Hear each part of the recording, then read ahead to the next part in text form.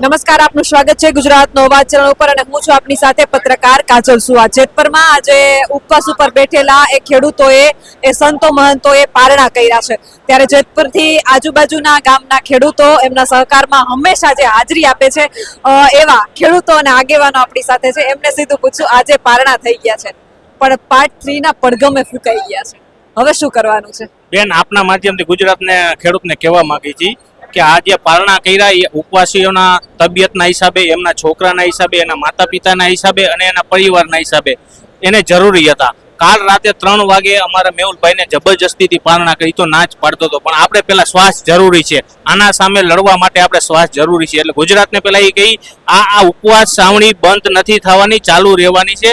આપણા ઉપવાસ આંદોલનની જ ખાલી ઉપાધ્યાય સાવણી ચાલુ રહેવાની, પાર્ટ 3 ની ડિઝાઇન 3 દીમાં થઈ જવાની છે।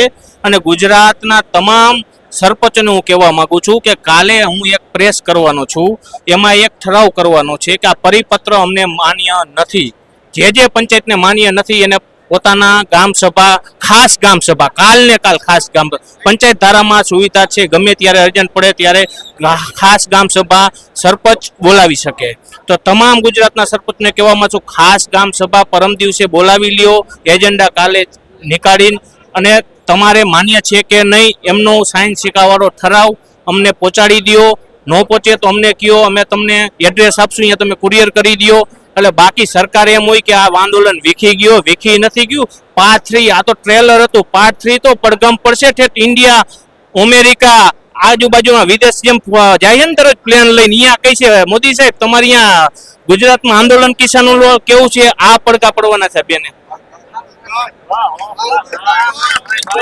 બીજો કે હવે 2 દિવસનો જે ટાઈમ આપ્યો છે, આમાં દરેક જિલ્લાએથી જે ખેડૂતો તમારી સાથે છે એમને એક પરિપત્ર જે છે આપવાનો છે, તો એ શું આયોજન છે અને કઈ રીતના કઈ જિલ્લાનો વારો છે અને શું કરવાનું છે? હવે કોઈ ખેડૂતો તમારી સાથે જોડાવા માંગતા હોય તો એને શું કરવાનું રહેશે?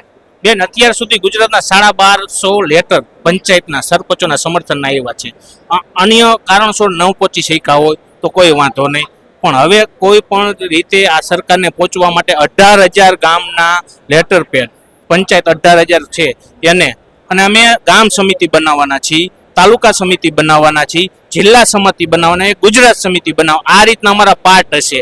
આંદોલનની ડિઝાઇન ઉપરથી થશે, ઠેઠ ગામ્ય સુધી જશે, આ રીતનું અમે આયોજન કરવાના છીએ। અને જિલ્લા વાઇઝ અમે મિટિંગ બોલાવી લીધી 8 અને 9 તારીખે, 2 પાર્ટમાં અલગ અલગ જિલ્લાની, એટલે વ્યવસ્થિત અમે મિટિંગ થઈ શકે, આયોજન થઈ શકે એના માટે। અને ત્યાર પછી અમે 3જા દિવસે પાર્ટ 3 ની ડિઝાઇન કઈ રીતનું આગળ ચાલવું, સમિતિ કેવી રીતે બનાવી, બધું અમે એમાં કોને કોને લેવા એ રીતની અમે આપના માધ્યમથી આગળ જાણ કરશું। હવે પાર્ટ 3 માં શું રાજકારણનો પ્રવેશ થશે કે એ પણ બિન રાજકીય હશે? બિન રાજકીય, કોઈ પણ રાજકીય નહીં, રાજકીય પોતાના રોટલા શેકીને વહી જાય, ના આવું હોય તો આવી જાય, રાજીનામું દઈને તૈયાર છીએ અમે। આવ્યો અમે ભારતીય જનતા પાર્ટીના કટ્ટર રહી 25 વર્ષથી, જેથી મારું વોટિંગ નહોતું તેતું હું સ્લીપ વેચવા જતો, હું ખેડૂતનો દીકરો છું। આ મારો છોકરો 6 વર્ષનો અત્યારે અડધી રાતે આવ્યો કે પપ્પા તમે ક્યાં 19 દિવસ ત્યાં થાવો, આ જોવા માટે જ આવ્યો હોય, એટલે અમને વેદના થાય, ખેડૂતની વેદના, આંખમાં આંસુ આવી ગયા, એનું કારણ શું? એ આ ખેડૂતની વેદના, આ છોકરાની જોઈ, આનું ભવિષ્ય શું હશે આગળ જતા, એ જોઈને અમને વેદના થાય કે બાકી રોવ નથી આવતું, બાકી એને કાયલ આવી જાય ગોળી મારી દે, અમને ચિંતા નથી, આ છોકરાનું શું ભવિષ્યનું શું બધાયનું। જેતપરે જે એકતા દાખવી છે, ઘરે 2 દિવસનો પ્રસંગ હોય ને તો આપણે થાકી જાય, આજે 20 દિવસથી આ રીતે અડગ ઊભા છે, જેતપર વિશે શું કહેશો? જેતપર વિશે નહીં, હું તો પેલા મહિલાઓને કહું છું, જે અમારી ઘરવાળીઓ છે ને એને ધન્યવાદ દેવાય, 2 નમનથી કહું છું કે અહીંયા જેટલા આવે ને દરરોજ આવે બધાય ભાઈઓ, જો ઈ આપણે સાથ ન દે ને એમ કે છોકરાને તમે સ્કૂલે મૂકવા જાઓ, એને લેસન કરાવો, આ લેવા જાઓ તે લેવા જાઓ, તો અહીંયા શક્ય નથી। હું સવારનો ઉઠીને આવી જાઉં, રાતે પૂરું થાય ત્યારે ઘરે જવું, એની શક્તિ વગર આ શક્ય નથી।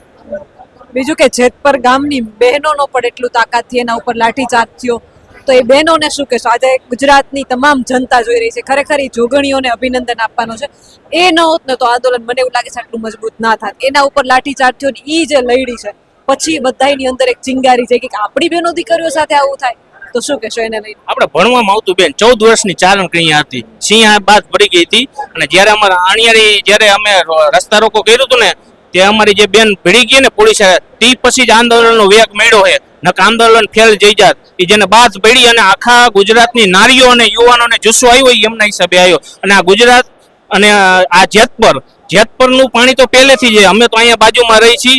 જેતપરની દીકરીઓ હોય, માતાઓ હોય, બહેનો હોય, ભાઈઓ હોય, અમારા આજુબાજુમાં કાંઈ પણ મુસીબત આવે ને એટલે જેતપર યુનિટી થઈને ત્યાં પહોંચી જાય. આ જેતપરને ધન્યવાદ દેવ.